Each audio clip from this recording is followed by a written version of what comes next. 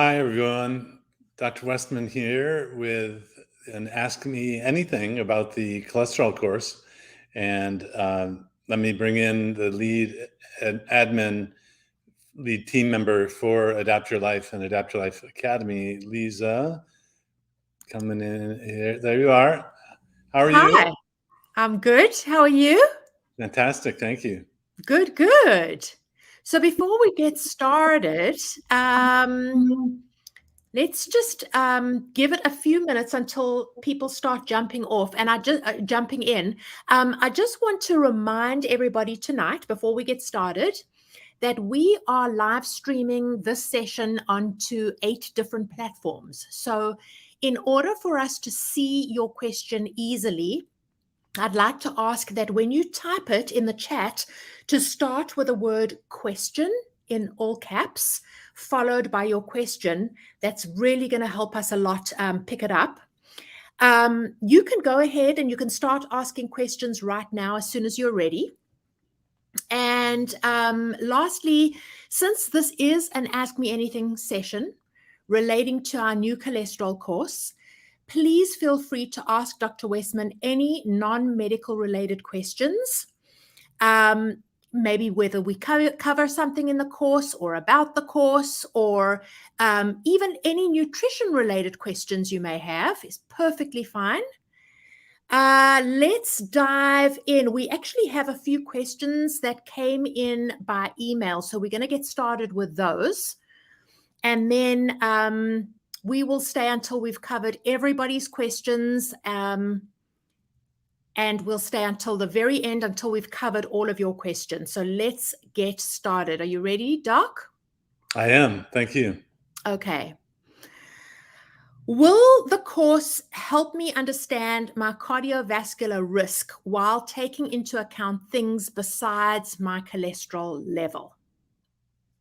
Yes. So the cholesterol course itself has several modules in it, and there's several lessons per module. And actually, a main focus of the course is that cholesterol is not the only thing that leads to cardiovascular risk, meaning heart disease and stroke mainly. So there are many things beyond just looking at the cholesterol. In fact, as I've talked to my patients, and I've talked to my patients through the years, there are more important factors than the LDL cholesterol. But a lot of the other doctors in my area in North Carolina focus on that. And I think a lot of guidelines only focus on the LDL cholesterol. And so you really want to know about all these other risk factors, and you want to know what you can do about it. So yeah, in fact, I think if you're worried, am I doing everything I can to reduce my risk? This course is for you. And if other doctors seem to be focused on just one number and the blood, I mean, that's no, there's more to it. And so the idea, we have cholesterol in the title to end the cholesterol confusion, but it's really a course to teach you what really does cause cardiovascular risk in addition to cholesterol. Okay. The next question, again, we get asked this question. Gosh, you must get asked this question daily. We get emailed this question almost daily. My doctor wants me to take a statin. Will your course teach me whether I need to be on one and what my next steps are? Yeah, so in the course, I go through some of the history of how cholesterol got implicated in all of this cardiovascular disease. And then, so I teach where the idea came from, how it wasn't solid science, and take you through some of the old literature and the new literature. And then the last module I give in this class is entitled, the first lesson is, Should You Take a Statin? So I'm going to be giving an entire lesson to help you determine whether you should take a statin drug. It seems to me today that doctors just don't have the time or don't take the time to explain things. And this, I'm able to take the time to explain things to you in a way that I wish all doctors would be able to do. But there's just not enough time in the day, and guidelines are so focused on statin drugs now. I think there are a lot of people that don't need them, and there are some people that probably benefit from having them. So I hope to help you figure that out for yourself. So for those people who don't know your relationship with a low carb diet and really what you do as far as a low carb diet, treating your patients through nutrition and lifestyle change, this course does not have anything to do with a low carb diet. No, The course itself does not teach the low carb diet. Am I correct in saying that? that's right. That we have a different course for that called the Keto Made Simple Masterclass. We open that up every couple 3 months. The next opening will be in January. No, this is not to learn how to do a keto diet. Although my experience with keto diets gives me a unique perspective. And I helped to write a book called Cholesterol Clarity, and got the heads up years ago that there was a shift from just looking at LDL cholesterol to looking at inflammation in the blood. And that's really kind of the shifting answer toward the future of how to reduce your risk. It's really to reduce inflammation. And so, no, I'm not going to teach you how to do a keto diet. Don't worry. Although it might intrigue you. I mean, I do Right. mention there's I'm looking at the modules and lessons. There's a lesson on medications to reduce cardiovascular risk. There's a lesson on lifestyle change to reduce cardiovascular risk. And I do mention the effective lifestyle changes, which include a keto diet. So that actually segues into the next question here. Someone wants to know, does a low carb diet reduce plaque in your arteries? Well, that would be wonderful, wouldn't it, if it did? And often people come to me, saying a keto or low carb diet fixes everything. Well, no, it doesn't. With the plaque or narrowing in the arteries, actually, no, I don't think there's been any demonstration that a low carb diet or keto diet can actually reverse that. I haven't seen demonstration of that. I've seen some people on the internet talking about this calcium score changing, but that's not good enough. I mean, so I get into that in how a low carb diet affects the cholesterol levels, and that's important to know about. So if you are following a keto diet, I'm going to be explaining the changes that can occur. And I've already seen one question that included cholesterol levels, including a high LDL level. And some people on a low carb diet, some have high LDL levels. Some elite athletes, high functioning humans who are athletic, have high LDL levels. And so one of the main points of the course you'll come away with is that there's no good or bad cholesterol, and LDL is not the bad cholesterol. So if you're of that belief, and I know that term is used all the time, good and bad cholesterol, this will teach you to be way beyond that. The course will help you understand at a much deeper level than good and bad cholesterol. Okay, great. This is a question for me. How long will I have access to the course? So the good news is that you have indefinite access to your student portal. So once you purchase this course or any course from us in the future, you get your own private student portal, and you always have, we never take that student portal away from you. In that student portal is all of your video lessons, as well as all of your PDF resources, transcribes for the videos, reference guides. We have lesson handbooks in there that are kind of summary guides. All of the written resources that are in there are yours to download, so you can save them all onto your computer indefinitely.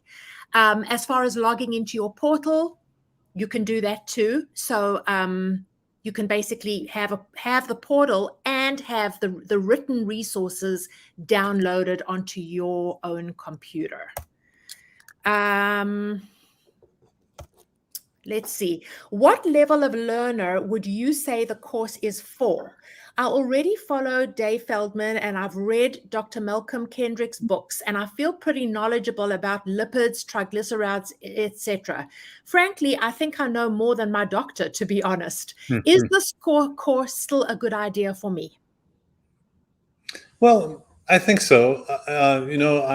If you're new to the whole keto cholesterol world, Dave Feldman is a computer scientist who actually has high LDL level himself, and put together a Facebook group of people they call the lean mass hyper responders.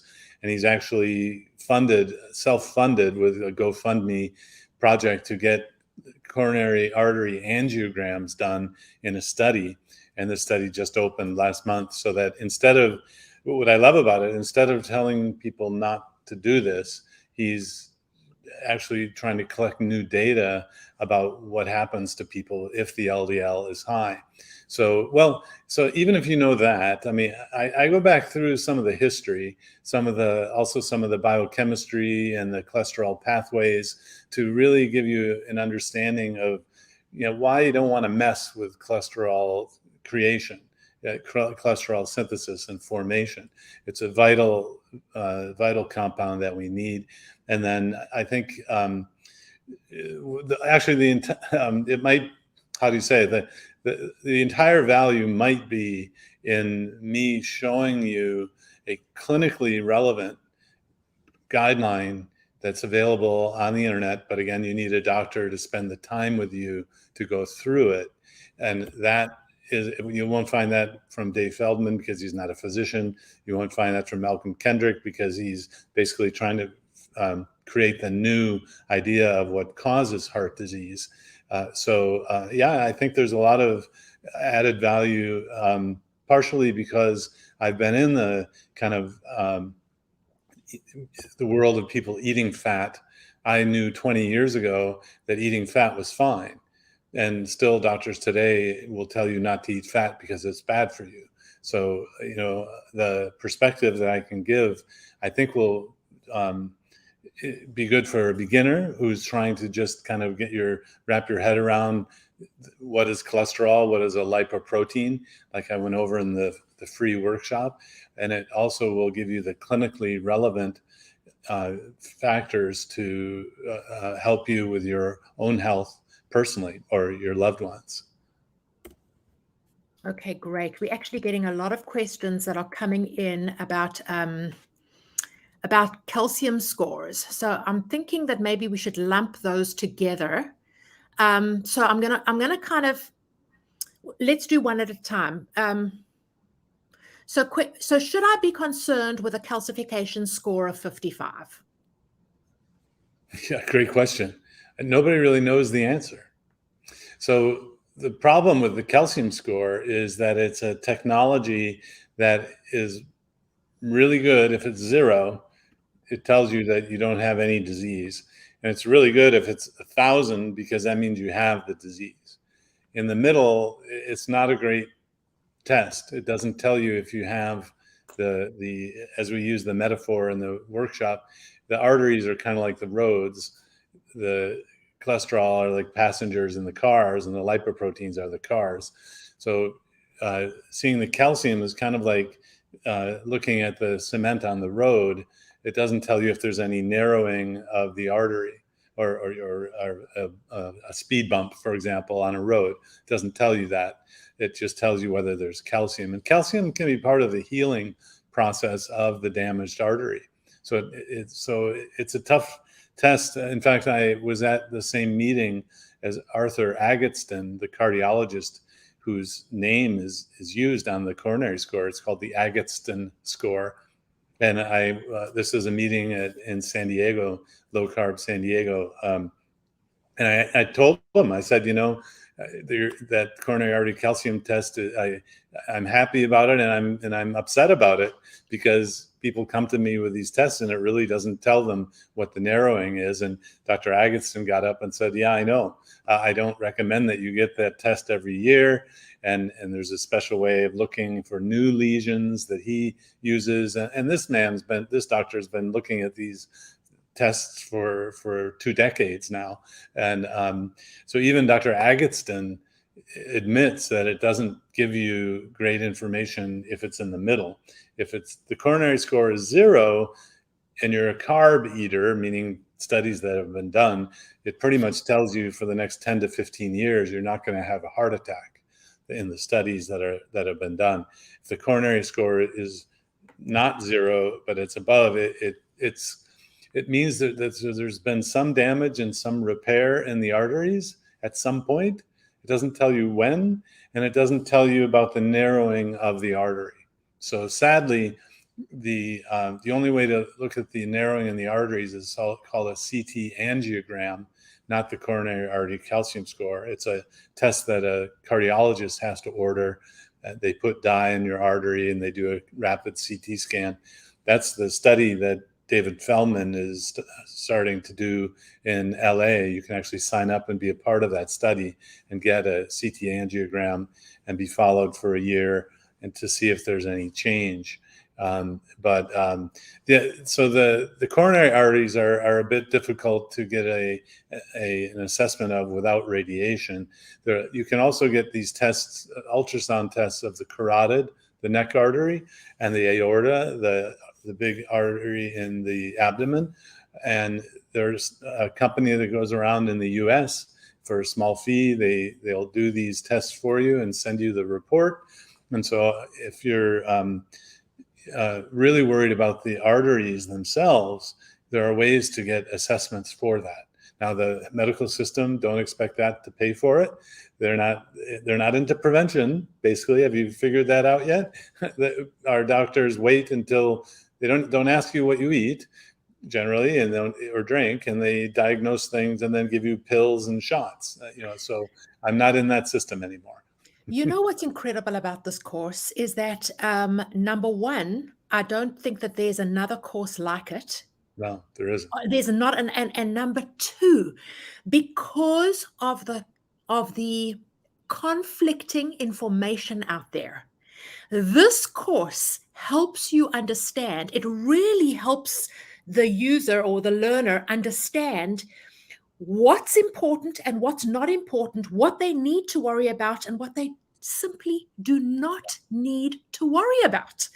So it's everybody has so much concern, of course, because as we get older and develop whatever it may be, metabolic disease and whatever it may be as we get older, it's concerning. We worry about things, and then we go and see the doctor about whatever it may be, and the doctor is very quick, as you know, to put what you've just said, to put you on a whether it be a statin, whether it be on metformin, on a diet, any kind of, even ridiculously, even on a diet that contains carbs, but also at the same time improves your insulin as a type 2 diabetic, there's so much misinformation out there. So that the reason for you doing these courses, the reason for us launching this academy in the first place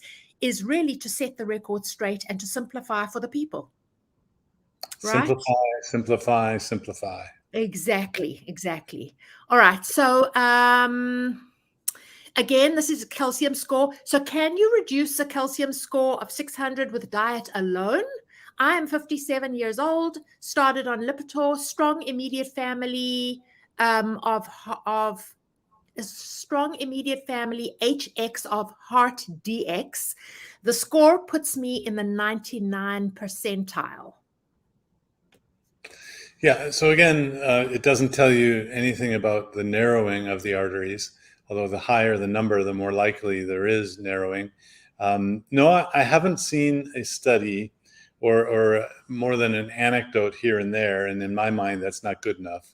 I want to see. So my other kind of style that I have is I need research to be able to say what I'm going to be telling you. Having an internet anecdote or somebody just telling their story is not enough for me then to tell you to do it. So I need publications. I need, so I have not seen, and I review papers. So generally I might see something 6 months before you do, out there if it's a publication, although I don't read or review all papers, of course, but no, I don't know really of any paper or publication that has shown lifestyle or even medication for that matter to reduce the coronary disease like that. All it can do is slow the progression. Now, it's said, so the hearsay is that if you do extreme things like total starvation, like if you're like almost like concentration camp level of extreme, which is not something I would recommend. Like if you're dropped on an island, like in Survivor. Right, but for a long period of time, Oh, okay. eventually that might clean up your coronary arteries. But that, again, that's a rumor or a historical observation that I don't think really counts today. And I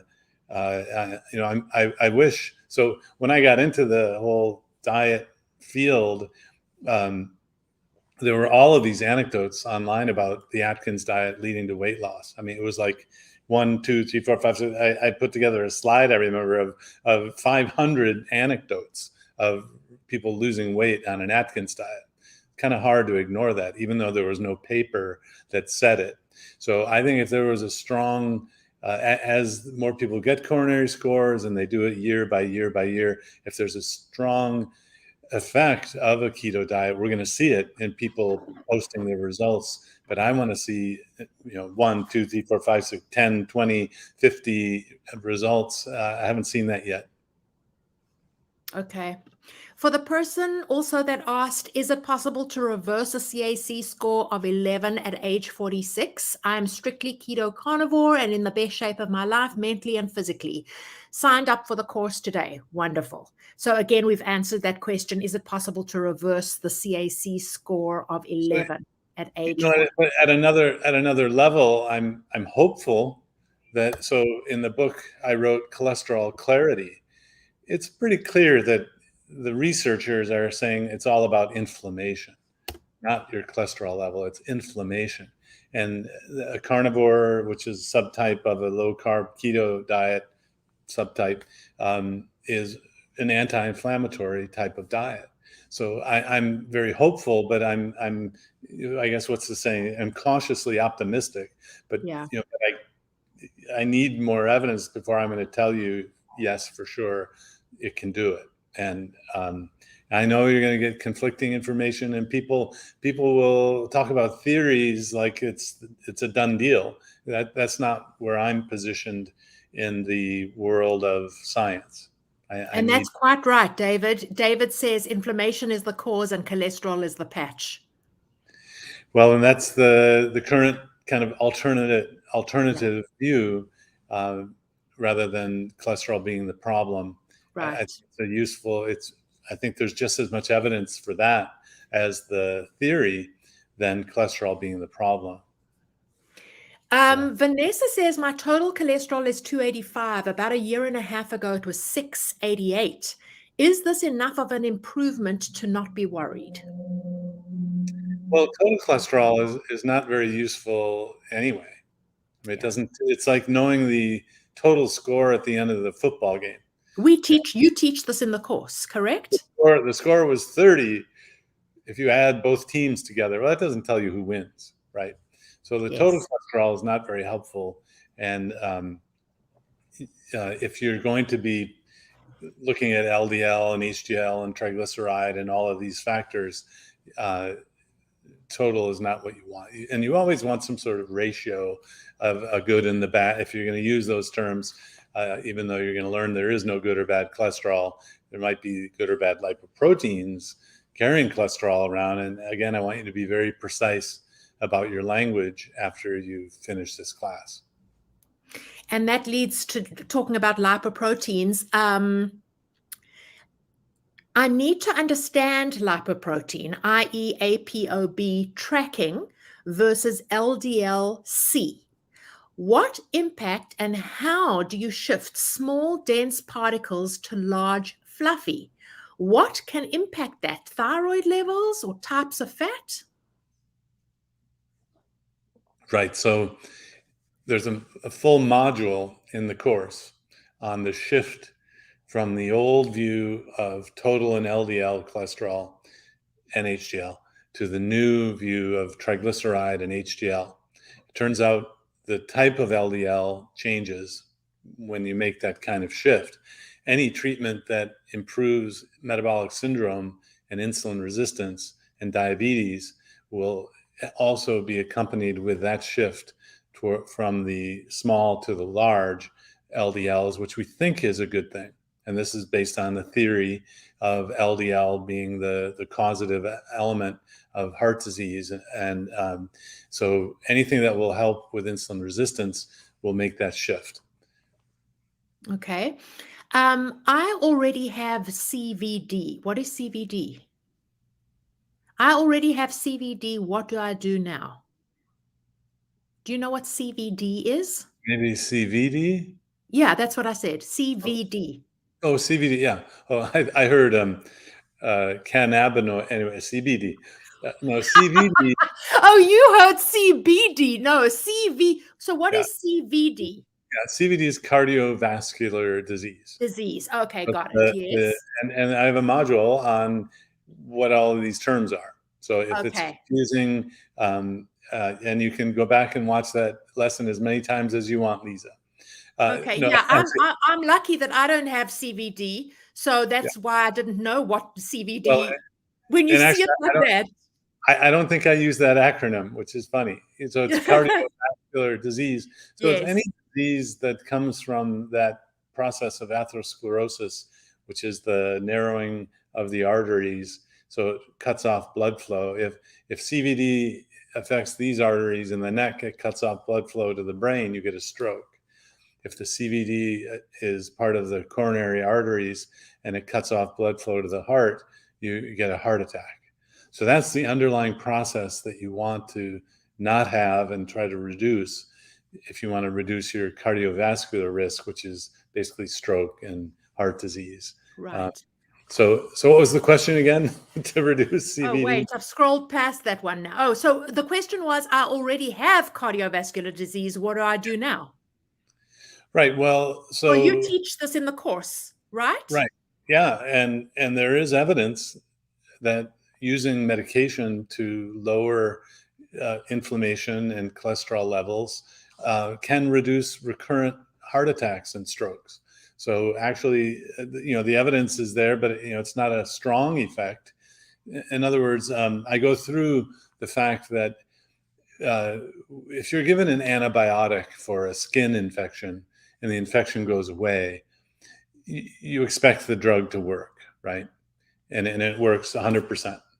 Or if that one doesn't, you go to a different antibiotic and then the skin infection's gone.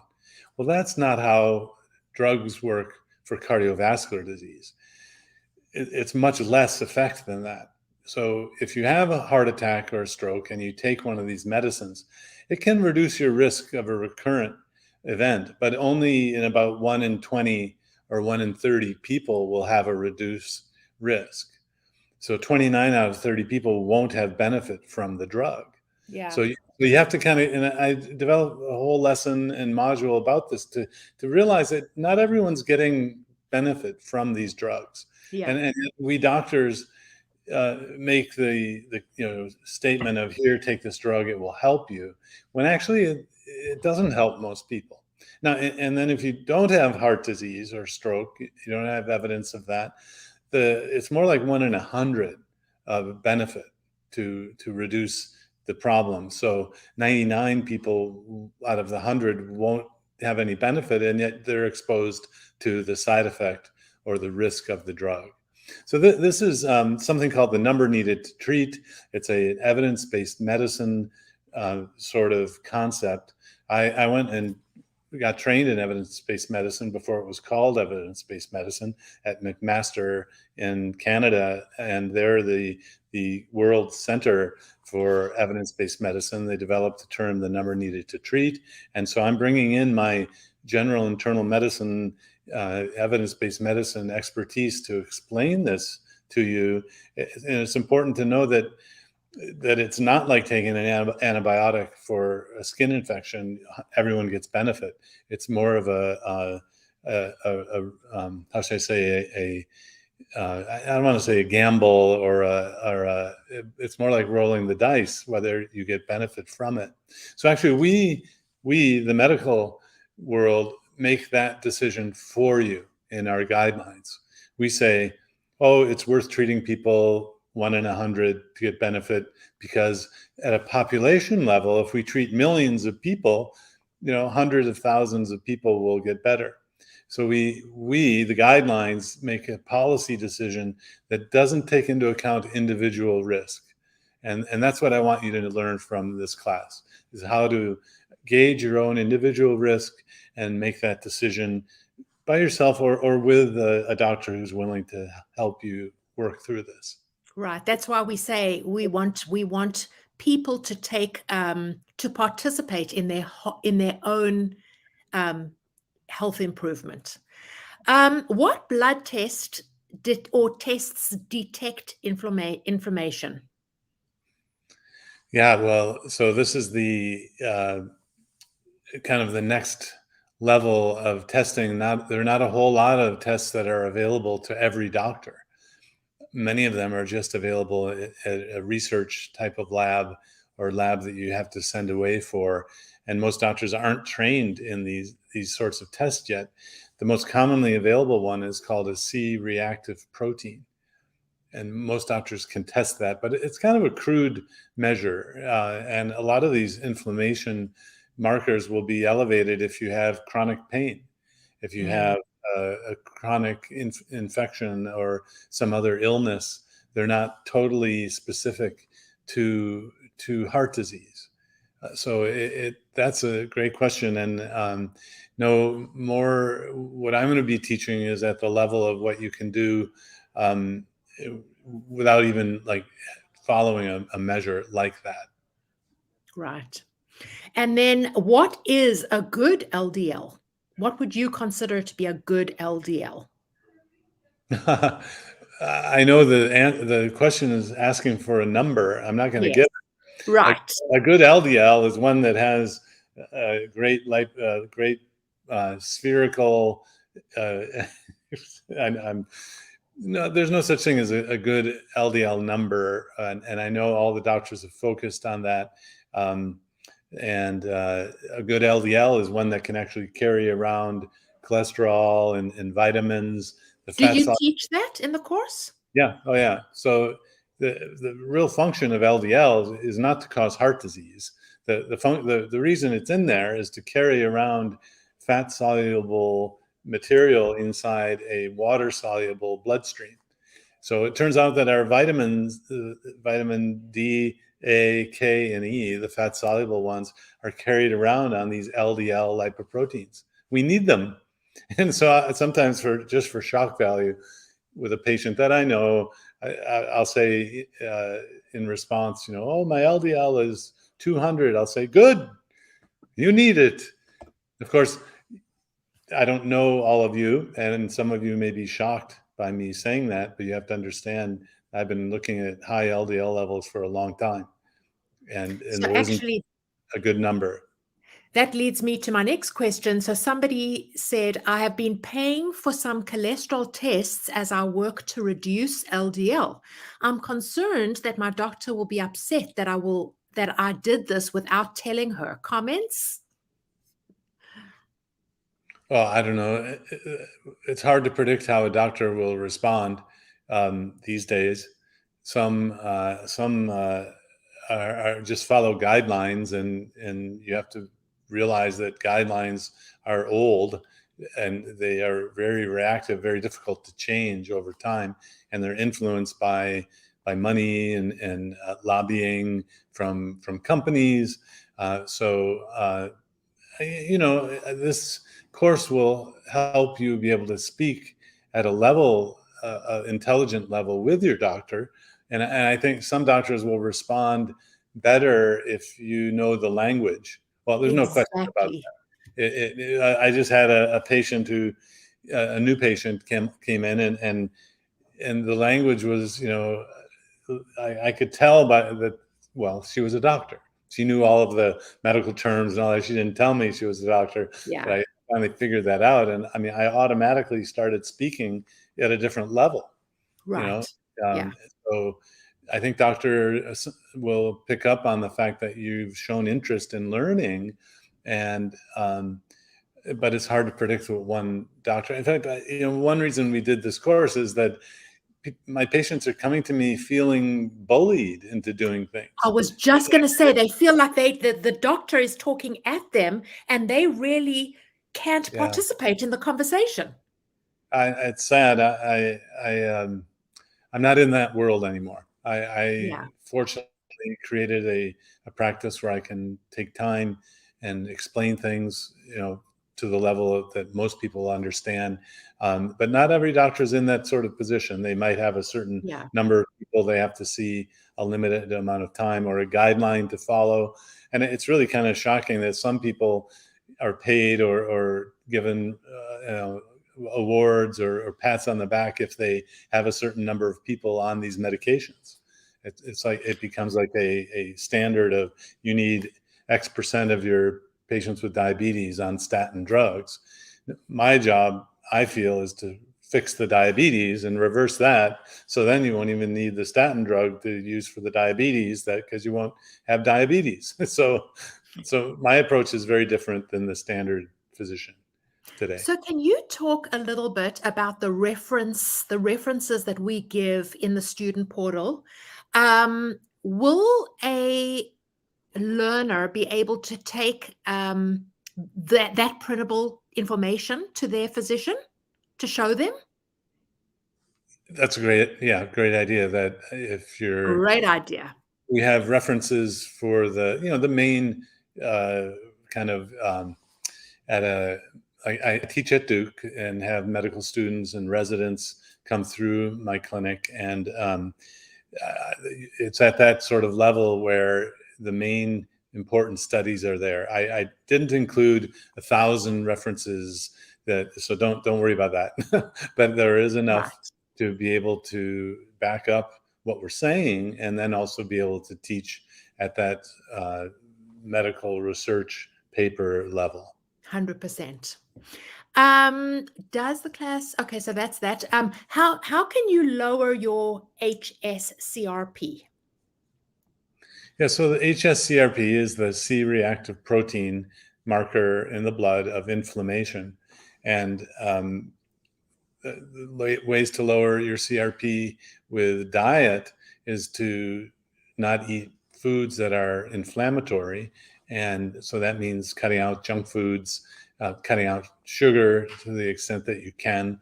And the other sorts of things, it may seem kind of strange, but actually good oral hygiene. Periodontal disease causes inflammation. I remember going to our medical meetings, seeing this group in Boston presenting research at how bad dental hygiene, periodontal disease, was correlated with heart disease. And I didn't understand the connection, until I started reading at the level of inflammation. Sure enough, so any sort of chronic skin problem, I think there's a connection with things like psoriasis and eczema, anything that has inflammation.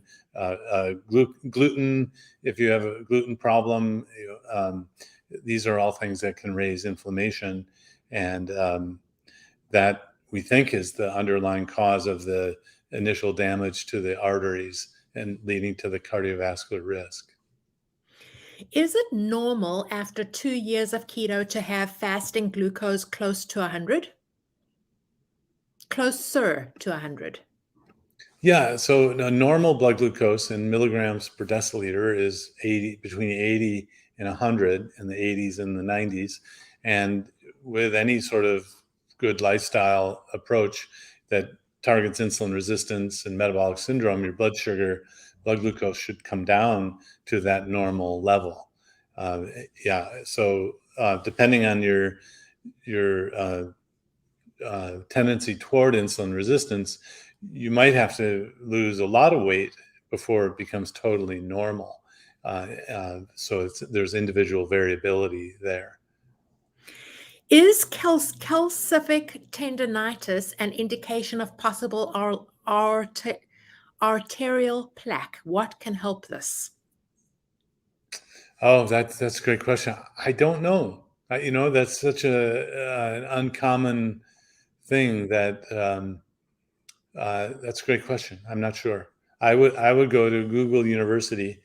Actually, usually takes me to PubMed.gov, G-O-V, and type in that to do a little search. I would do that in the presence of a patient who asked me that question. Can't really do it right now.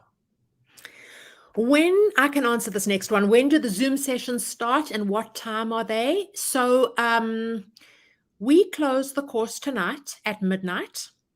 There's one orientation session with our team, actually with me and Kyle, that's going to take place on this Monday, November 22nd. That's called the orientation session, and you will see that inside your student portal. So here's the thing, is the minute you purchase the course, you will get immediate access to your student portal. So if you want to start the course tonight, you can. And then we have inside of your portal is all of your resources, as well as all the Zoom session buttons to help you very easily join a Zoom session.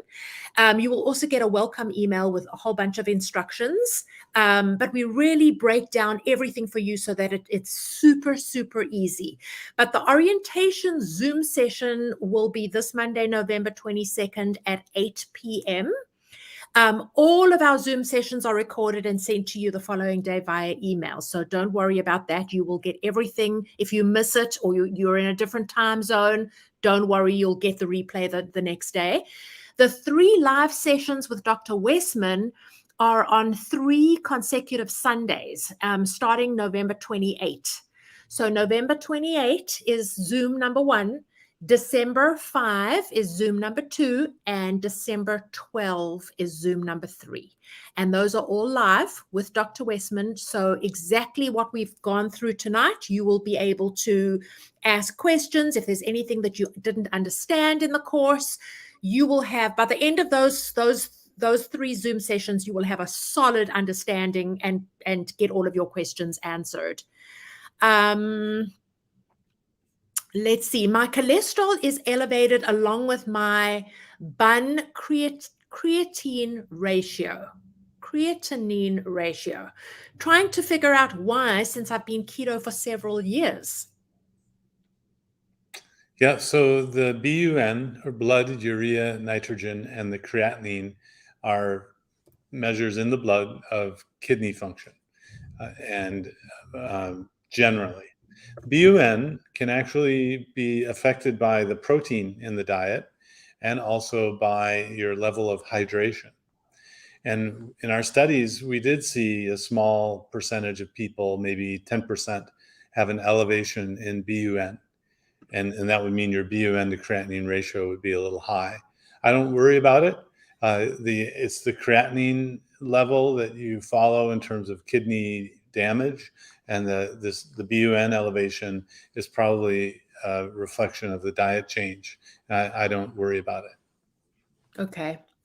I don't think we've covered this question. My cardiologist wants me to have ultra low LDL, less than 20. So I take Crestor. Not sure about that. Also, I had a CAC of 650 and had 2 heart stents. Felt gone before and after the stents. I'm not sure what she means by that. Sharon, you felt gone before and after the stents. Can you make sense of that, Doc? I don't know what that means. I had a CAC of 650 and had 2 heart stents. Okay, so there was narrowing of the artery, and a stent is put in to open the artery to keep it open. Okay. And So so then, knowing that, my cardiologist wants me to have ultra low LDL, less than 20, so I take Crestor. Not right. sure about that. Yeah, so the cardiology today and lipidology today. I'm an internist. That's part of my my training. I decided to become a general internist, not a cardiologist or a lipidologist. This is their belief system. This is their strategy: is to lower the LDLs. It's a disease to have a high LDL, and you want to lower it. And problem with that is LDL does some good things in your blood, in your body. So, and it's not the only way to do things. But there's, the vast majority of cardiologists and lipidologists, all they know is the medication treatment of LDL as the cause and the treatment. So it doesn't mean that's the only way to go about it. Just because in our country you drive on the right hand side of the road, it doesn't mean in other countries they have to use the right hand side of the road. There are countries that do it on the left hand side of the road. But these fields have so much influence that you might think that there's no other way to do it, and a doctor might make you feel that that's the only way to do it. In the course, I will explain that if you've had heart disease or a stroke, you have atherosclerosis, you've had a stent, it may be in your best interest to be on one of those medications. Right. And it may be the right thing to take the medicine like your cardiologist is saying. So be careful. I mean, you'll hear a lot of, especially in the keto world, statin bashing, and they're terrible and they kill people. Well, no, actually, on balance, they help a lot of people. Problem is they don't help everyone, and it's probably overused in people who don't really need it.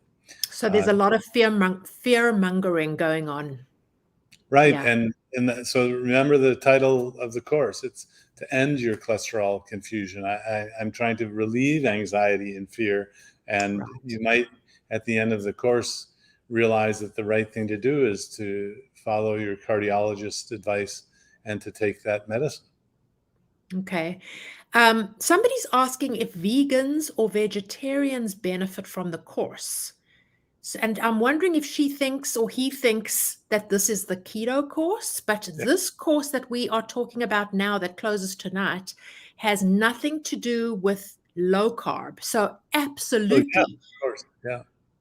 Vegans and vegetarians would hugely benefit from this course if you have any questions about cholesterol or any concerns about cardiovascular risk or heart disease, correct?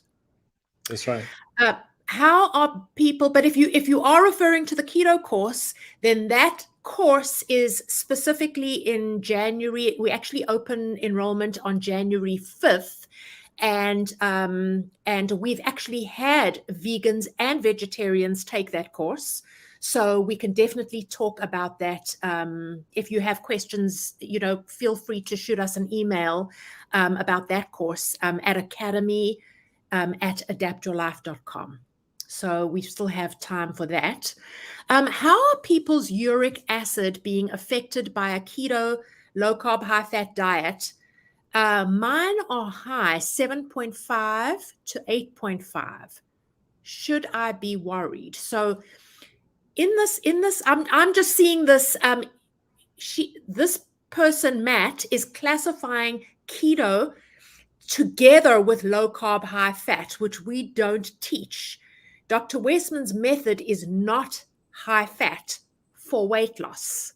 So there are different types of ketogenic diet depending on the outcome you are looking for. So can you explain that a little bit, Doc? Can you explain? Oh, yeah, I didn't want to get into the keto weeds. Yeah. Because this isn't the keto course. Right. So actually, my response was going to be no. Usually there's no change in uric acid, or if there is, it's a small one. And you really don't worry about it unless it creates an issue like gout. Okay. Yeah, no worries. My CRP has been below 0.3, so I guess I have little inflammation, right? Oh, sorry, I thought that was a question. Okay. Yes, but you still may have risk if your CRP is really low. I mean, so it's not a perfect test, right? So the inflammatory test just tells you if there's inflammation, and you can actually be having the atherosclerosis process even when the test is normal or low. So there's more to it. For example, if you're a smoker, your CRP may not be elevated, but the smoking carries the cardiovascular risk. Thank you, Sylvia. Sylvia says, hi, Doc and Lisa. I'm in the process of doing the course and love what I've learned so far. Wonderful. My doc looks at numbers only to prescribe statins regardless of losing over 30. All right. That's what they're trained to do. And Yeah. the other other important point in the class, if you are changing your lifestyle, don't measure the cholesterol while you're losing weight, because the cholesterol can go up as a function of the weight loss. And I've seen doctors stress and get my patients upset about a cholesterol level while someone's losing weight. And I discourage checking cholesterol when you're in an actively changing metabolic state, like weight loss. It doesn't mean the same thing. So, and when you lose the weight, you're at a steady state, the cholesterol may normalize or become a better indicator, however you look at it. Jill says, I wish you were in Ohio. So I wanted to just, while I have everybody here, we are starting our in-person events in February, for those of you who don't know or have never attended an in-person event. So we travel a few times a year. And in fact, I believe that our new events page will be up and running this week on our website, adaptyourlifeacademy.com. But we're really excited. We've got 3 in-person events scheduled for February. It's February 6, 12, and 19. And they're going to be in Winchester, Virginia.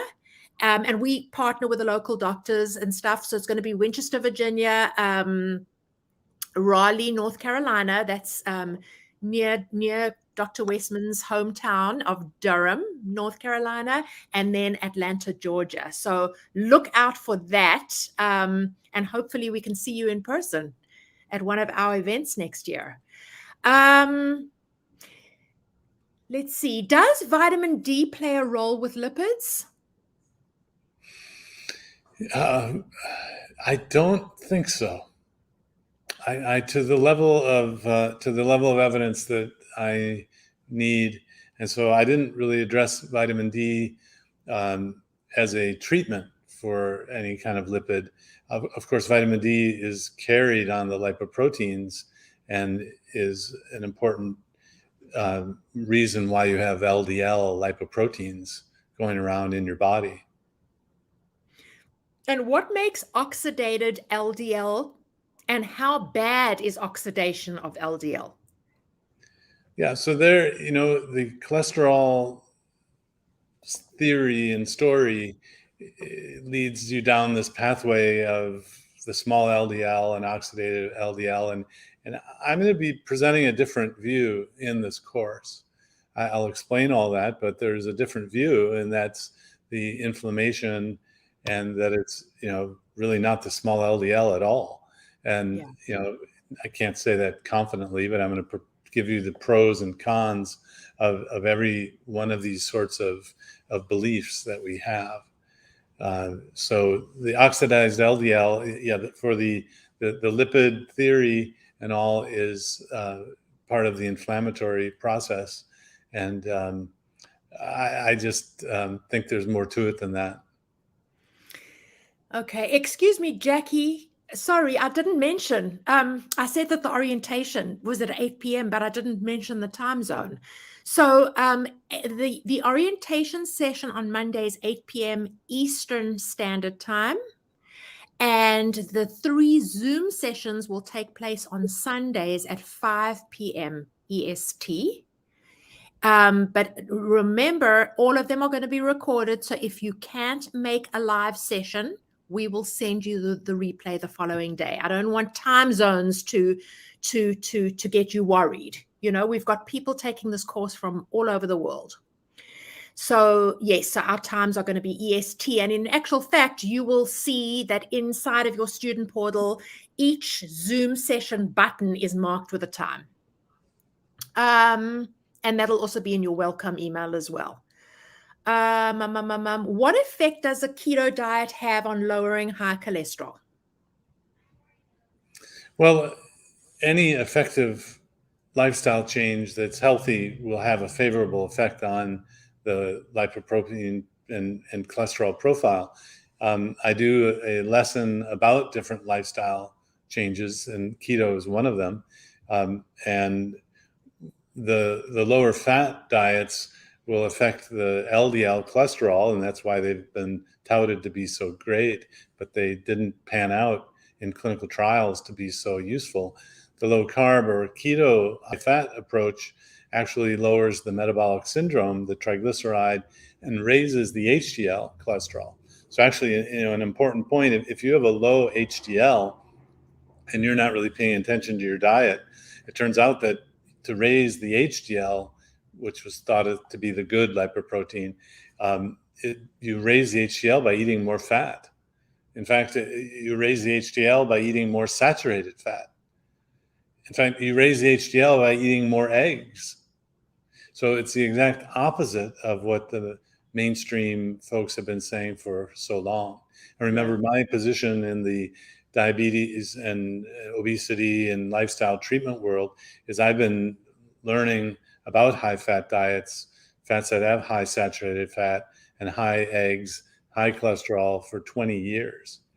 And yeah, it's as if for a third of Americans, it doesn't matter what you eat, but 2/3 of Americans, if you're one of them, you should be very careful about what you eat, but don't have too much sugar, junk foods, put it in that category. You want to, but there's no need to worry about the fats. Okay. Virginia wants to know, will this course be offered again?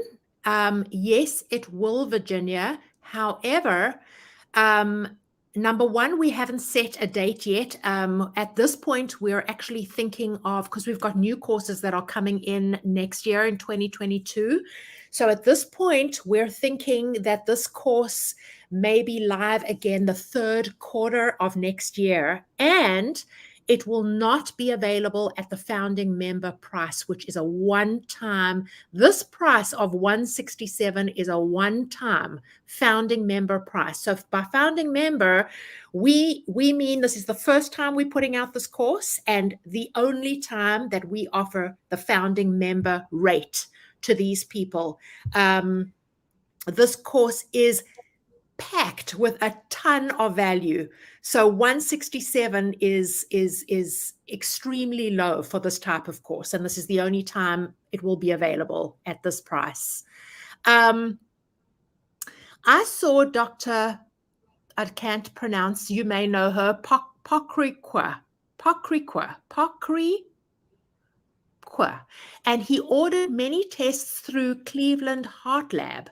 Was told I'm a mess and not well. Are these tests overkill? He wants me to take aspirin, statins, fish oil, etc. Yeah, they may be overkill. If you really boil down to make things as simple as possible, you can make changes that are global, like in the food you eat, the lifestyle you lead. I was trained in the Veterans Affairs hospital system, where we were taught to have a feeling of stewardship about our resources. And that if you weren't going to change what you did, you wouldn't measure the test in the first place. So yes, a lot of these tests are done, and there's kind of a false belief that you're targeting something specifically when you would have done the same thing had you not checked the level in the first place. And there's also I think a false belief that lowering is always better, kind of like the Yeah. cardiologist who wants your LDL to be under 30 or under 20, but the LDL does other things than to be a possible culprit. So yeah, I'm not sure. I don't personally make money if I ask someone to get a test. So I am less likely to test than most doctors. Does skinny hypothyroid have an effect on cardiovascular disease? Do you cover this in the course? Well, certainly low thyroid can raise cholesterol levels. And to the extent that cholesterol related and low HDL, high triglyceride, high LDL, there may be a risk correlation there. I don't get into that too much just because it's generally assessed for and treated outside the rubric of cardiovascular disease. I hope if you go to a doctor, they do measure the thyroid levels. That's part of my standard profile that I check. Is it true that the cardiac stress test is based on numbers from those that have already had a heart attack, so that you are being compared to worst case scenarios as opposed to the healthiest sampling? You want me to read that again? Well, no, I think I understand. To me, is a cardiac stress test. Yeah. Is it based on numbers from those that have already had a heart attack? Well, so a cardiac stress test, so a functional test, we haven't talked about that yet. A functional test means you're going to be stressing the heart under monitored circumstances, usually with an EKG, or you might have a nuclear scan looking at the pumping of the heart at the same time, and also where the blood flow goes. So there are different types of functional tests, stress tests.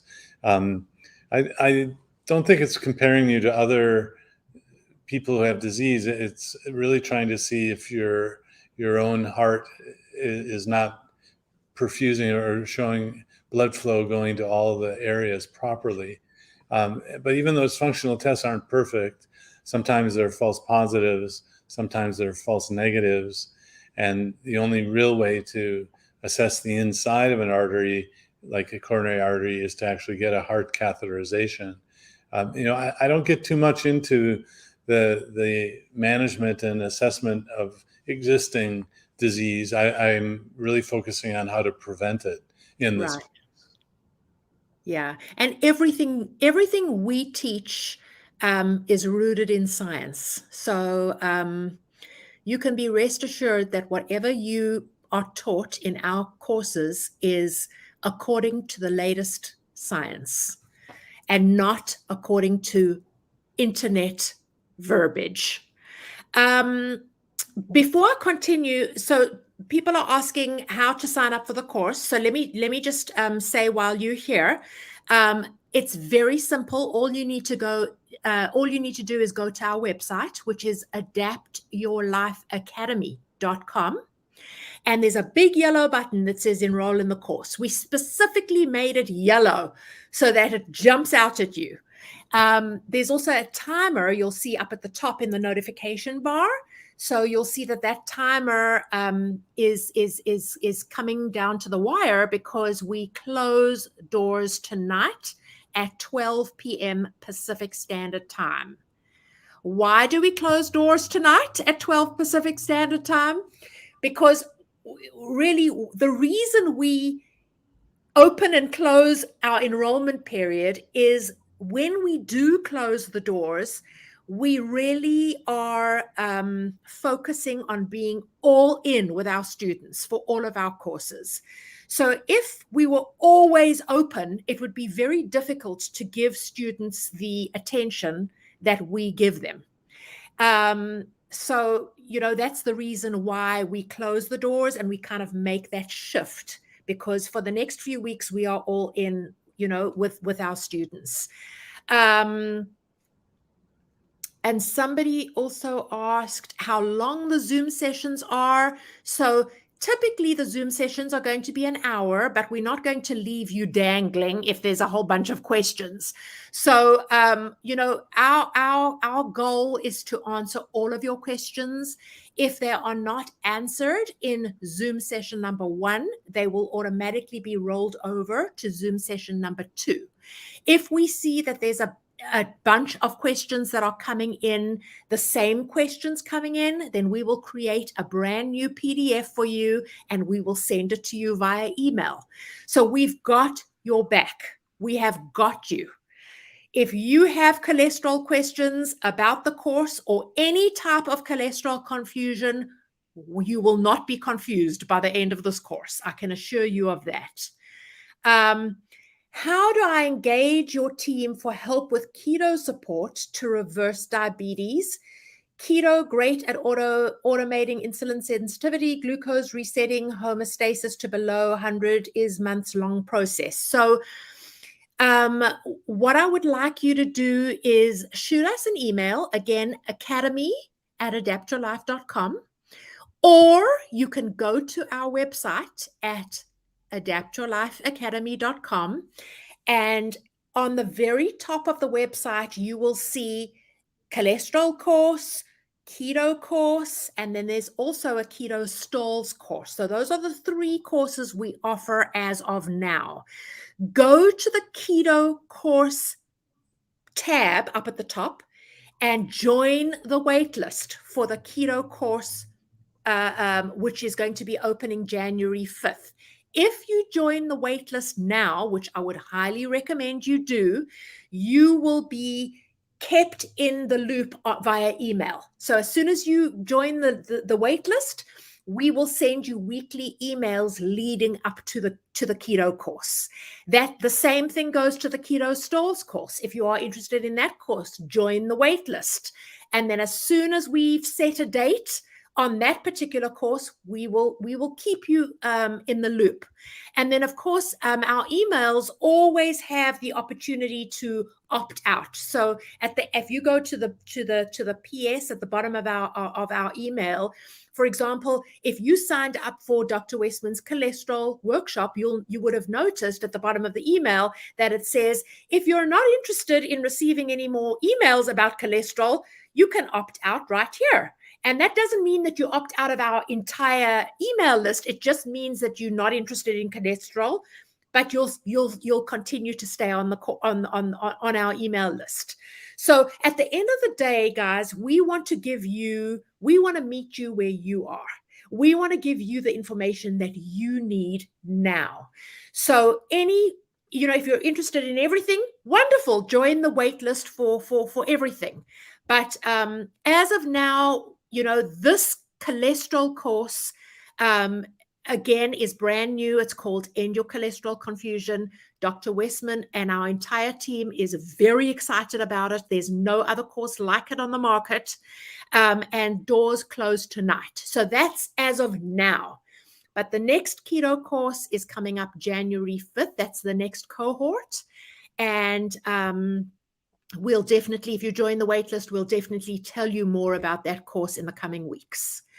I have Hashimoto's. How much does it affect A1C and fasting insulin levels? Did we answer that? I'm not sure we answered that one. No, but I have Hashimoto's. How much does it affect A1C and fasting insulin levels? yeah, so Hashimoto's is one of the causes of low thyroid, of hypothyroidism. And I see it as an independent sort of thing, not much relationship.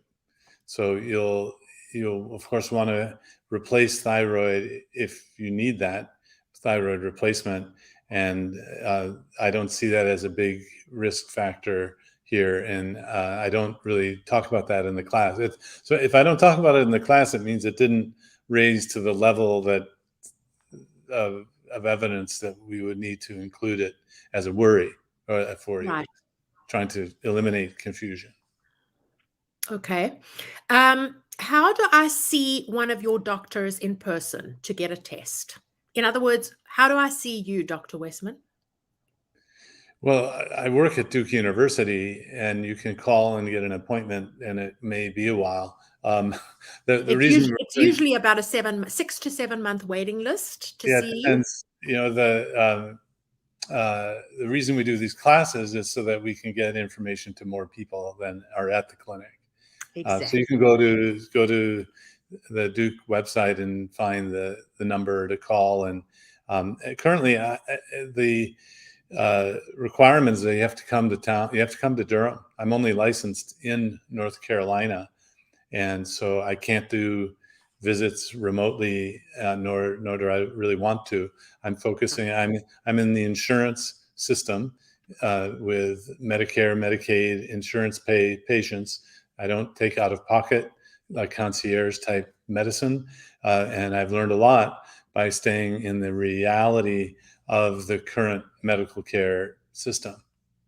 The phone number, if you really want, remember you have to be coming to North Carolina for the visit, is 919-471-8344, which is the Duke appointment hub.